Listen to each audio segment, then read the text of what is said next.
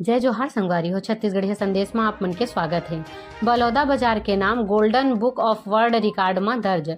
विश्व में पहली बार हो है 10 करोड़ पार्थिव शिवलिंग के रुद्र अभिषेक। गोल्डन बुक कार्यालय नई दिल्ली ले आए टीम बलौदा बाजार में महाशिवरात्रि में आयोजित 10 करोड़ पार्थिव शिवलिंग के रुद्र अभिषेक स्थल के अवलोकन करीस और सत्यता पायले golden book of world record के प्रमाण पत्र तको दे हावे। बलौदा बाजार में विश्व कल्याण और आम जन मानस में इंसानियत के भावना जागृत करे बर 10 करोड़ पार्थिव शिवलिंग के रुद्र अभिषेक करत हावे।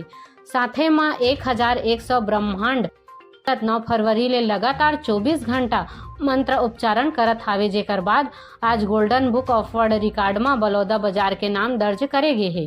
गोल्डन बुक रिकॉर्ड ऑफिस नवा दिल्ली ले आए प्रमुख मनीष विश्नोई बताए हावे कि बलौदा बाजार में आयोजित 10 करोड़ पार्थिव शिवलिंग के रुद्र अभिषेक और 1100 ब्रह्मांड मंत्र उच्चारण आराधना में 2 golden book of world record में जिला के नाम जुड़े हावे।